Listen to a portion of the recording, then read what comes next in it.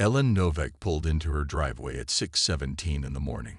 Her blue scrubs still smelled of hospital disinfectant after the 12-hour night shift. The Montana sky was just beginning to lighten. She smiled, thinking of Sam and Lucy still asleep upstairs. The twins always slept like rocks, a blessing for an overnight nurse. Mrs. Patterson from next door would be leaving soon. The older woman always insisted on staying until Ellen got home, though the twins were already 10 and could probably manage a few hours alone. But Ellen wasn't ready for that yet. Not in this world. She grabbed her lunch bag and trudged up the porch steps. Odd. The front door was slightly ajar. Mrs. Patterson never left doors open, especially not in October with the morning chill. "Mrs. Patterson," Ellen called, pushing the door open. "Sam." "Lucy." The silence hit her first, then the smell. Sharp and metallic, like pennies soaking in lemon juice. Not right. Not normal. Ellen's combat medic training kicked in before her mother's panic could.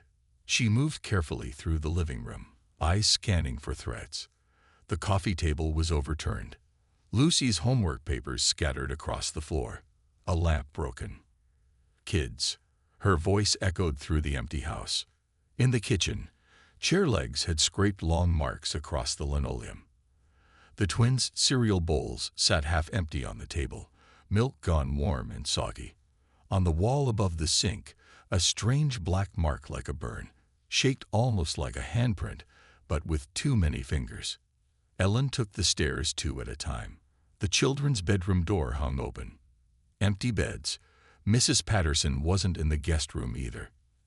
Ellen grabbed her phone and dialed 911 with shaking fingers.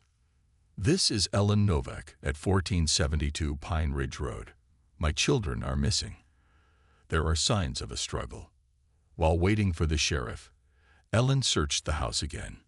In each room, she found the same strange things. More of those burn marks on the walls, and a fine silver dust that seemed to vanish when she touched it, leaving only a slight tingle on her fingertips.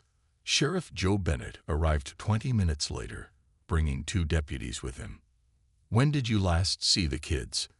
he asked, notebook in hand. "When I left for work yesterday, around 6 in the evening. Mrs. Patterson from next door was here with them." "We'll check her house," a deputy said, already heading out the door. Joe had known Ellen since high school. He watched her now, seeing how she held herself together, with the same iron control she'd shown when she came back from Afghanistan. Only her eyes gave away the fear. Ellen, could they have gone somewhere on their own? Maybe with a friend? She shook her head. "Not without telling me. And they wouldn't leave their breakfast. Something happened here, Joe." The deputy returned, his face grim. No sign of Mrs. Patterson. Her car's in the driveway, doors unlocked, but she's not there. Joe frowned, examining one of the black marks on the wall. Never seen anything like this before. By afternoon, the search had expanded. Dogs tracked scents to the edge of the woods behind the house, then lost them completely. As if the children and Mrs. Patterson had vanished into thin air. That night, after the searchers had gone and promises of wider searches tomorrow faded into the dark, Ellen sat alone in her empty house. Exhaustion pulled at her, but she fought sleep. Every time she closed her eyes, she saw the twins' faces. When sleep finally took her around midnight, her dreams were filled with the sound of her children crying out from somewhere impossibly far away. Their voices seemed to come from the stars themselves. She woke with a gasp at 3 a.m., certain she'd heard a thump from the attic. Grabbing a flashlight and her old service pistol, Ellen climbed the narrow stairs to the dusty space above. There in the corner, her grandfather's old military trunk stood open, though she'd locked it years ago. Inside, nestled among medals and faded photographs, sat a small wooden carving of a house with chicken legs. Ellen didn't remember ever seeing it before, yet somehow it felt familiar in her hands. And if she listened very carefully, it almost seemed to whisper. Ellen didn't leave her house for 3 days after her children disappeared. Sheriff Bennett came by each morning with updates that weren't really updates at all. No witnesses, no clues, no leads.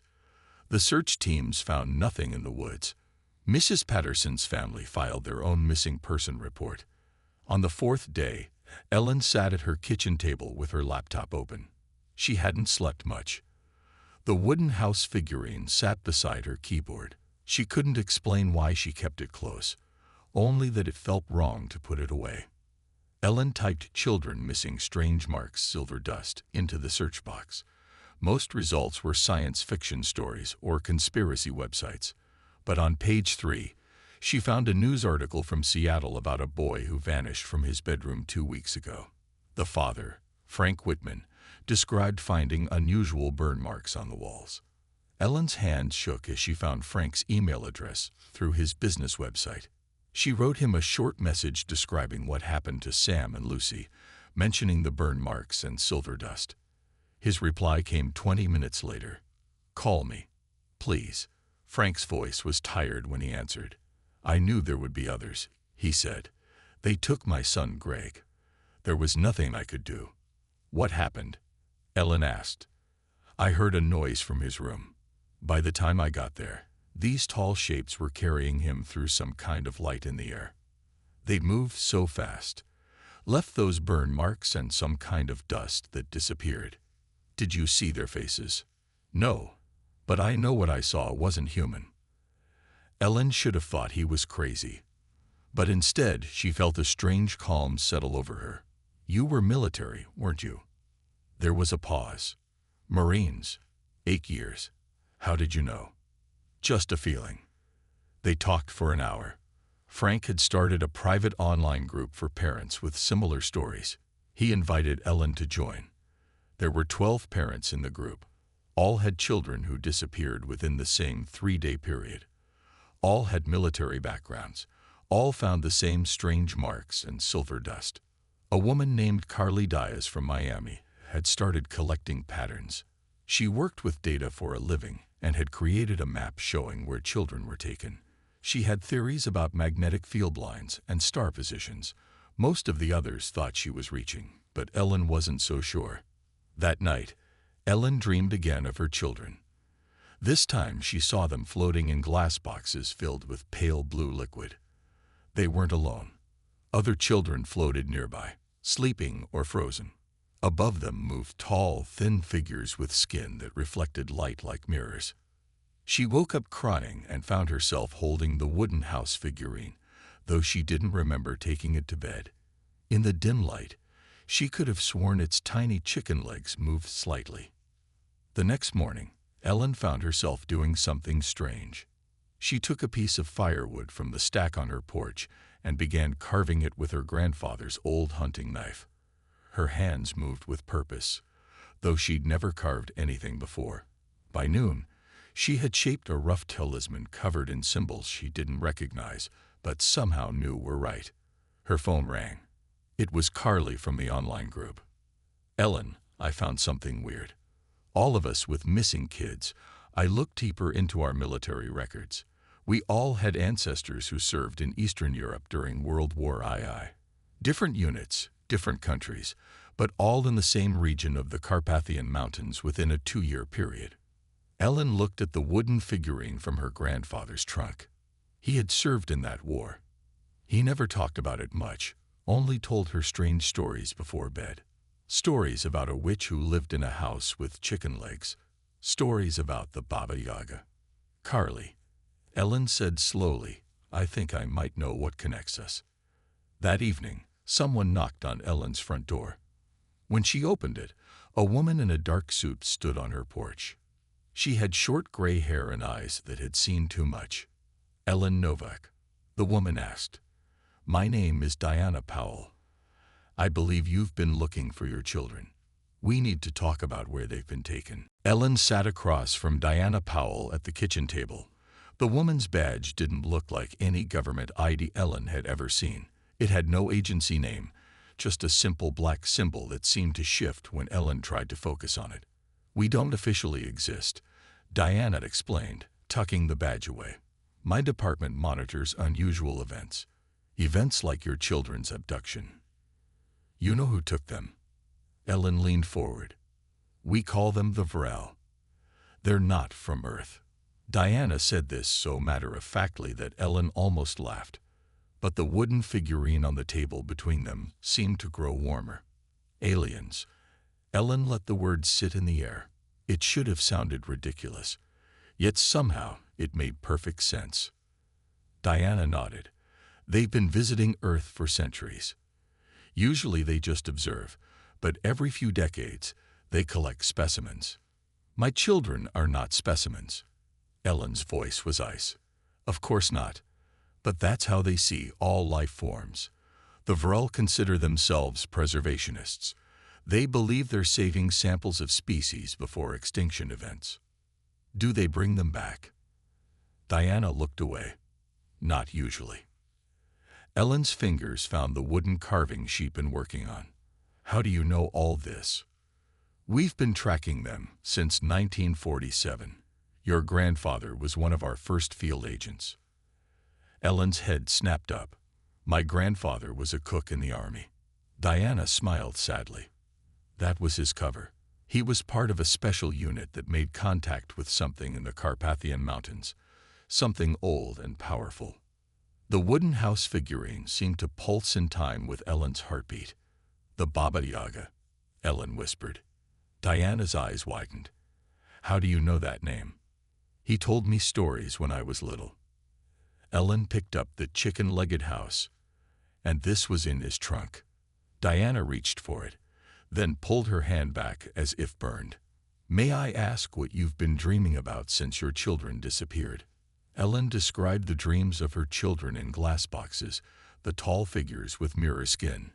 Classic Vrel containment units, Diana said. But most people can't see them clearly, even in dreams. Your grandfather's bloodline was changed by what he encountered in those mountains. It's why the Vrel took your children. They're interested in adaptive genetics. Can you get them back? Diana shook her head. We don't have the technology to follow them off-planet. Ellen closed her eyes, feeling a strange certainty settle over her. I do. That night, after Diana left with promises to return the next day, Ellen worked on her carving with single-minded focus.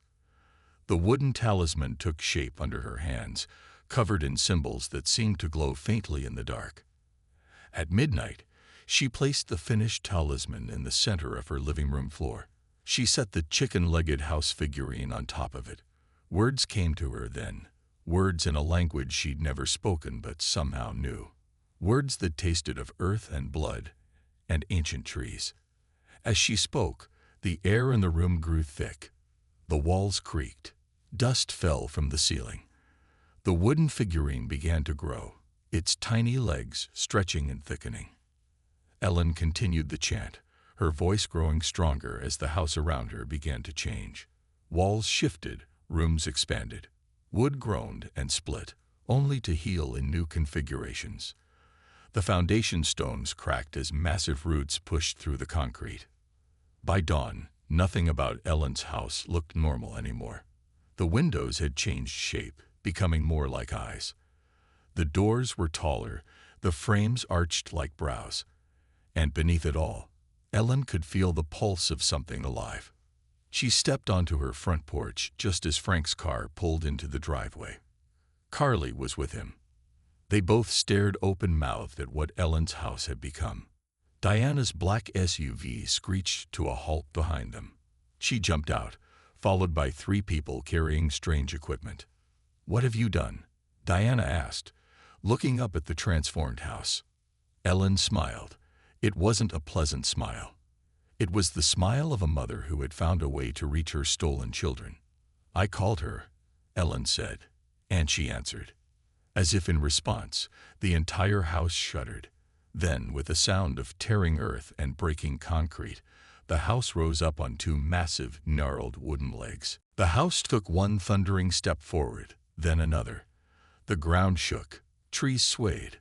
Birds took flight in panic from the nearby forest.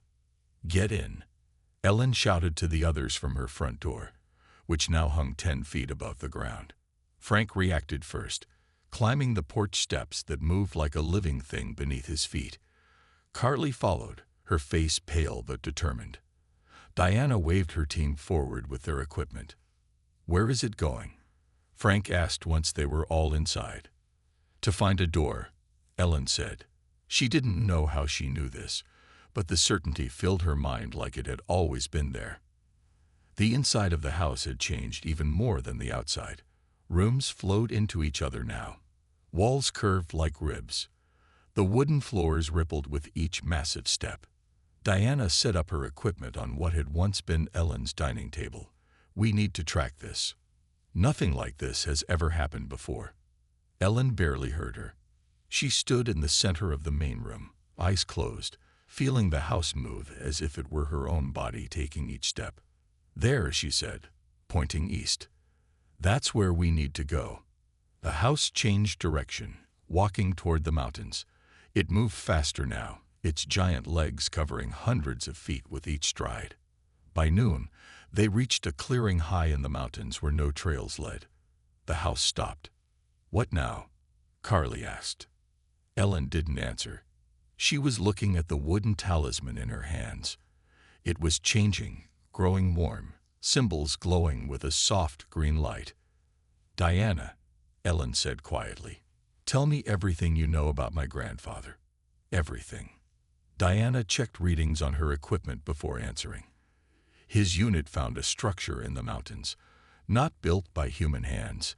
Inside was something. The reports called it the Old Woman of the Woods. Most of the unit died or went mad. Your grandfather was the only one who could speak to it. Why him? We never knew. He came back changed. Could do things. Know things. But he kept it hidden. Lived a normal life. Had a family. Ellen nodded slowly. It didn't end with him, though, did it? It was waiting. For someone who would need it. The house trembled around them. Outside, the clearing filled with strange light. "It's happening," Diana whispered. Ellen walked to the front door and opened it. The clearing below was no longer just a space in the mountains. The ground had split open, revealing a pit of swirling energy. "Everyone hold on to something," Ellen warned. The house began to change again. Walls hardened, turning partly to metal and stone, while still remaining mostly wood. The roof sealed itself, windows shrinking to thick, round portholes. Inside, the air grew richer, humming with energy. Frank stared at Ellen. "Your hair." Ellen touched her head. Her brown hair was turning white at the roots, the color spreading outward like frost. "What's happening to you?" Carly asked. "I'm becoming what I need to be," Ellen said. Knowledge flooded her mind. Star charts, navigation systems, ways to move between spaces that human science had no names for. The house ship lifted from the ground, hovering over the energy pit. Ellen felt the pull of it, a gateway ready to open. One of Diana's team shouted, "We got a signal." It matches the energy pattern from the children's bedrooms. "The Vrel," Diana confirmed. "They're out there. But Ellen, even if we can follow them, how will we fight them? We know nothing about their technology." Ellen walked to what had once been her living room window, now a circular portal showing the swirling energy below. Her reflection showed a woman changing, eyes glowing with green fire, hair now completely white, fingers lengthening slightly. "They took my children," she said simply. They didn't know who they were taking them from. Diana looked at her equipment one last time. "If we do this, we might not make it back." "I'm not coming back without my children," Ellen said. "Anyone who wants to stay can leave now." No one moved. Ellen nodded and placed her hands on the walls of the ship.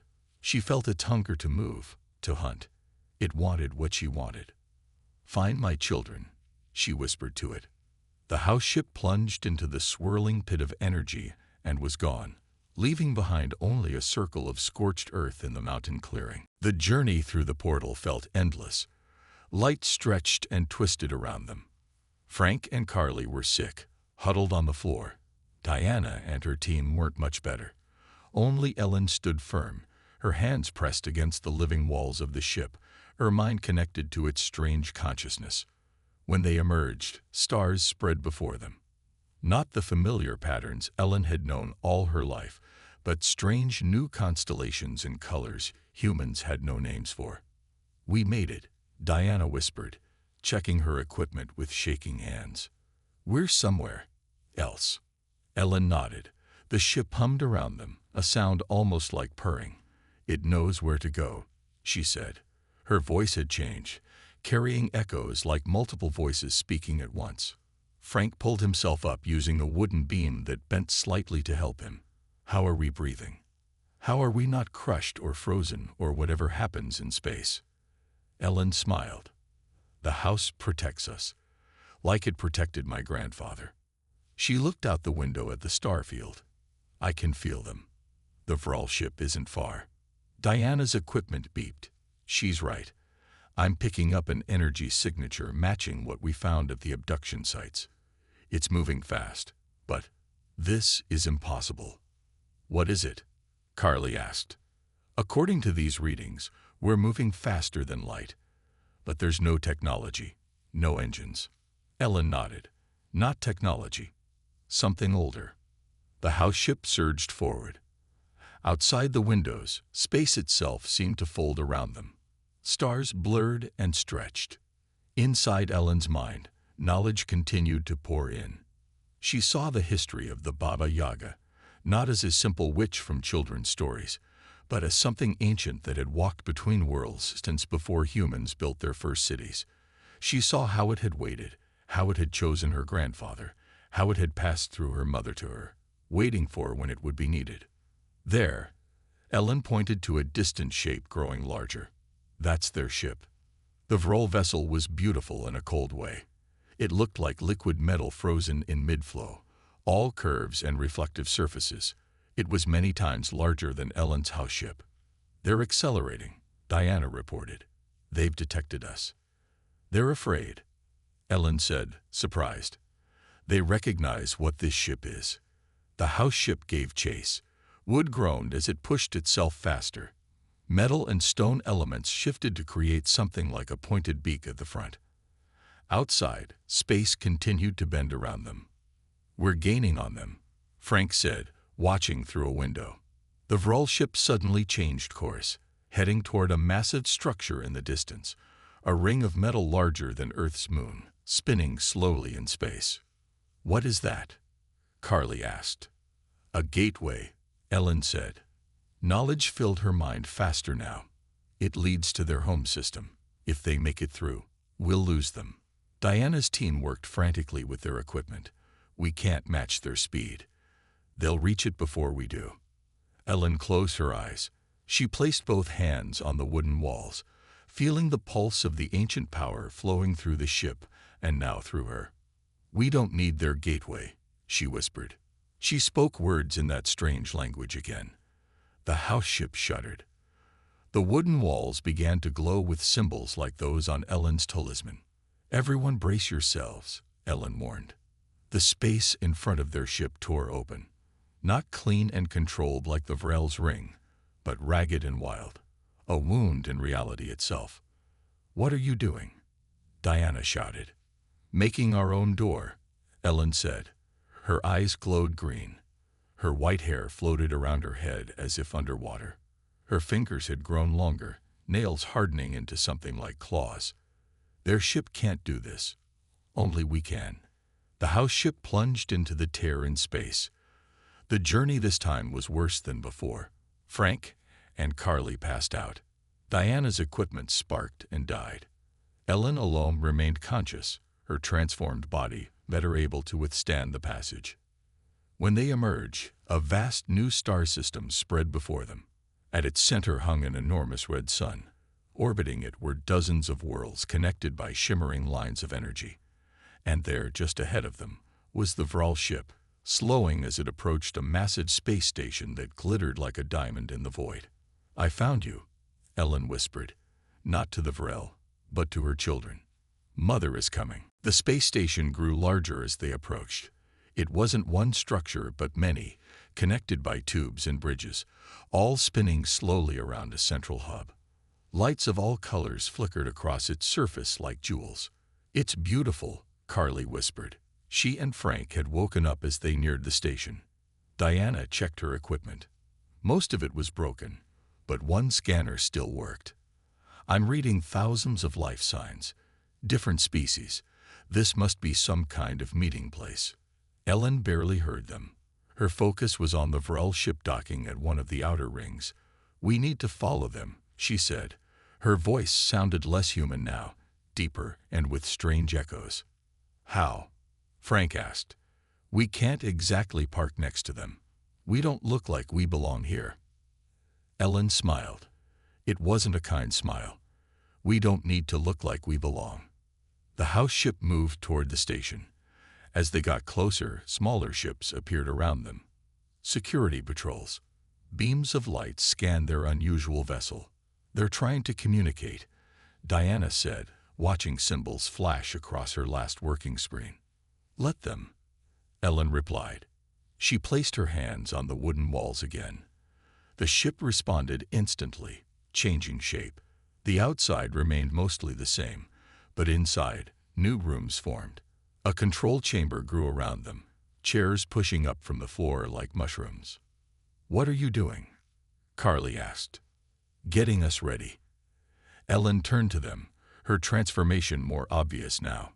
Her white hair moved as if in a breeze no one else could feel. Her eyes glowed green. Her fingers had grown longer, with nails like claws. "I need to go among them to find my children. You should stay here." "Not a chance," Frank said. "My son is in there too." Ellen nodded.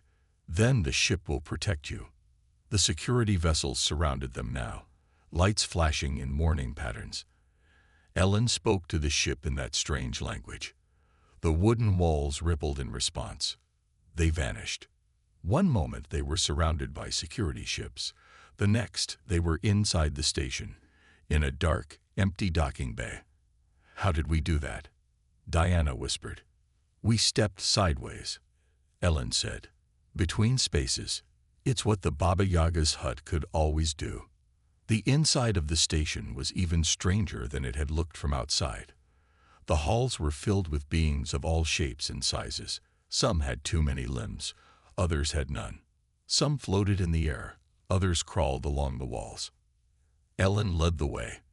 The crowds parted before her, aliens stepping back with expressions that looked like fear, even on their strange faces. They recognized what she was becoming, or at least what her ship was. "Look," Carly pointed to signs in various languages. Strange symbols glowed and shifted. "It's a market," Diana realized. "They're trading." Ellen stopped suddenly. Her head turned like she was listening to something no one else could hear. "This way," she said, turning down a side corridor. They followed her to a vast chamber where dozens of display cases stood in rows. Inside each case was a different living thing. Plants, animals, and in some, beings that looked almost intelligent. All were perfectly still, preserved in some kind of stasis. "A collection," Diana said quietly. "Like a museum." Ellen moved faster now, past case after case. Finally, she stopped before a section with smaller display units. Inside each one was a child from Earth, floating in blue liquid, eyes closed as if asleep. "Sam. Lucy." Ellen's voice broke as she found her twins. Frank rushed to another case. "Greg." He pressed his hands against the glass. Before they could do anything more, a voice spoke behind them. It was beautiful and terrible at the same time, like breaking glass set to music. "You should not be here, Earth beings." They turned to see three tall figures with skin like mirrors. The Vrel. Their bodies were thin and graceful, with 4 arms each and heads that tapered to points. They had no visible eyes, but Ellen could feel them watching. "You took our children," Ellen said. The tallest Vrel tilted its head. "We preserve specimens of a developing species, as is our right and duty." Ellen took a step forward. The wooden talisman in her hand began to glow. "They are not specimens. They are our children, and you will return them to us. The Vrel studied her, their mirror-like surface reflecting her transformed appearance back at her. You are changing, the tall one said, becoming something unexpected. How interesting. Ellen stared at the tall Vrel. The room seemed to grow colder as her anger built. Release them. Now. The lead Vrel made a sound like wind chimes. It took a moment for Ellen to realize it was laughing. You misunderstand our purpose, the Vrel said. We are preservers of life. Your species faces extinction within the next 1,000 years. We have seen it happen countless times. That's not your decision to make, Frank said, his hand still pressed against the case holding his son. Diana stepped forward. I am a representative of Earth. We can discuss terms for the return of our children. The second Vrel spoke. Its voice was higher, sharper. There are no terms. The specimens remain in the collection. Ellen had heard enough. She placed her hand on the glass case holding Sam. The moment her skin touched the surface, something strange happened. The blue liquid inside began to swirl. Sam's eyes fluttered. What are you doing? The lead Vrel moved quickly toward her. Stop. Ellen didn't stop. She placed her other hand on Lucy's case. The same reaction occurred. The blue liquid churned. Lucy's fingers twitched. Fascinating, the third Vrel said, studying Ellen closely. The dormant genetic markers are activating through proximity alone. What are they talking about? Carly asked Diana. The lead Vrel ignored them, addressing Ellen directly. Your bloodline carries traces of something very old. Something we thought was only a myth. Ellen felt power flowing from her hands into the cases. The wooden talisman at her neck glowed brighter. My grandfather, she said. What happened to him in those mountains? Your ancestor encountered one of the old ones, the Vrel explained. Beings that traveled between stars before our species existed. Some called them devourers of stars. Others named them world shapers. The Baba Yaga, Ellen whispered. A name given by your kind. Yes. The old ones altered your ancestor, changed his genetic code. It passed to you, dormant until needed. And now you've awakened it to protect your young. As they spoke, more of the children in the cases began to stir. Not just Ellen's twins, but all the human children. Their eyes opened, their hands pressed against the glass. What's happening to them? Frank asked, watching his son move inside the liquid.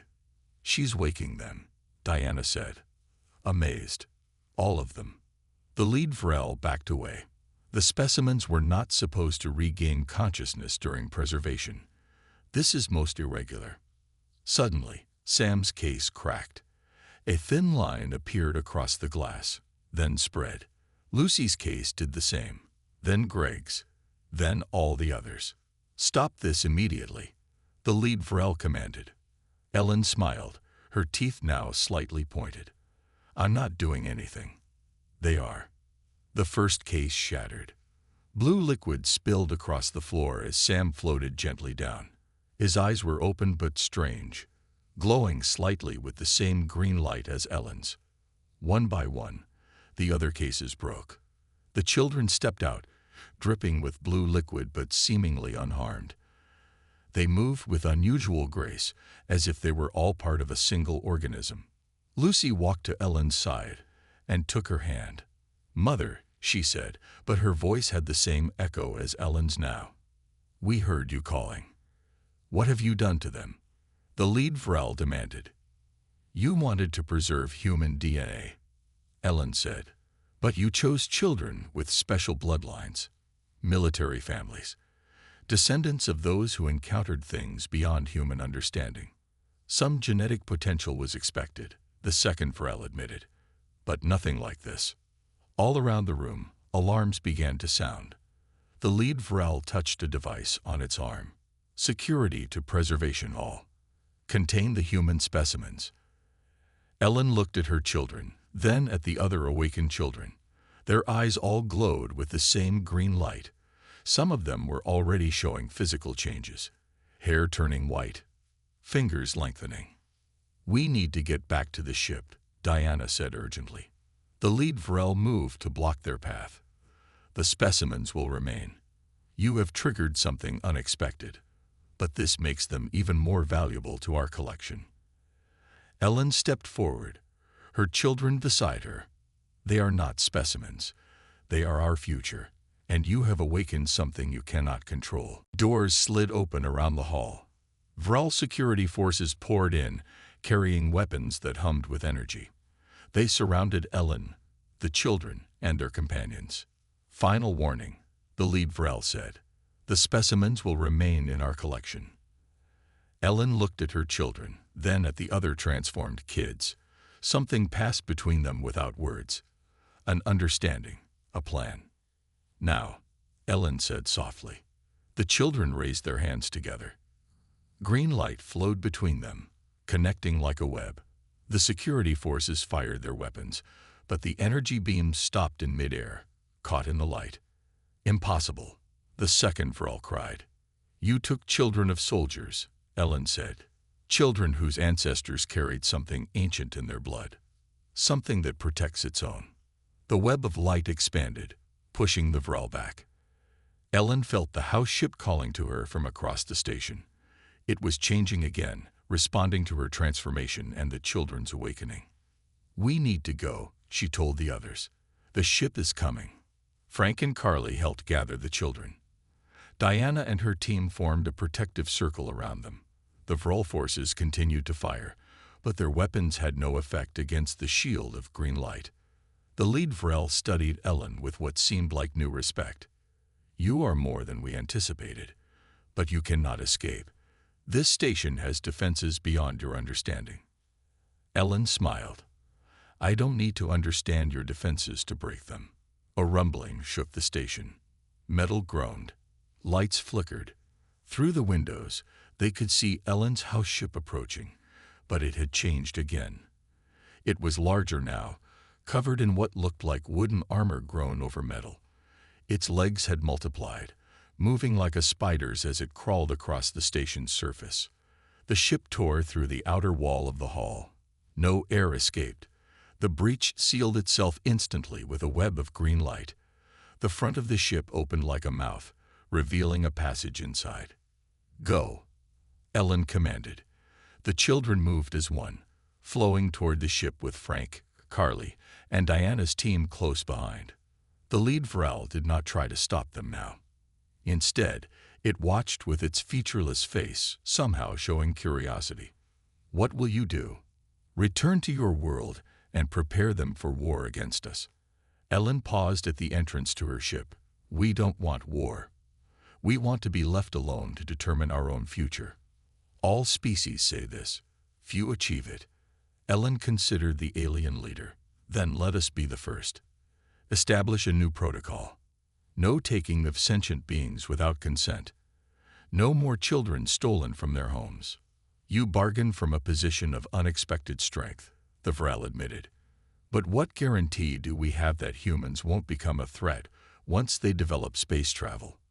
"You have me," Ellen said. Her transformation was nearly complete now. Her hair floated around her head like white fire. Her eyes blazed green. Her hands had become elegant claws. "I will stand at the threshold between our worlds, a guardian at the boundary. Anyone who crosses with ill intent will answer to me." The Vrel conferred among themselves in musical tones. Finally, the leader turned back to Ellen. "We accept your terms. The Novik Protocol will be established among all collector species. Earth will be marked as protected." Ellen nodded once and turned to board her ship. The children waited inside, their eyes glowing, their small faces solemn with new knowledge. As the ship sealed itself, Ellen felt its joy at being reunited with her and the children. It had found its purpose again after centuries of waiting. "Take us home," she whispered to it. The ship pulled away from the station, its wooden legs folding into its body as it prepared for space travel. Ellen knew their journey back would be easier now that the children had awakened. Their combined power would guide the ship safely through the void. She gathered Sam and Lucy in her arms, feeling their small bodies against hers. They were different now, changed forever by what had happened. So was she, but they were still her children. What happens next? Frank asked, holding his son close. Ellen looked out at the stars through the ship's windows. She could see paths between them now, ways to travel that humans had yet to discover. We go home, she said. We heal. And we prepare. Prepare for what? Carly asked. Ellen smiled, her teeth sharp but her eyes kind. For the day when humanity reaches the stars on their own. They'll need guides who understand what waits for them out here. They'll need guardians. The ship turned toward Earth and began its journey home, carrying the children of humanity and the woman who had become something more than human to save them. The woman who had become the Baba Yaga.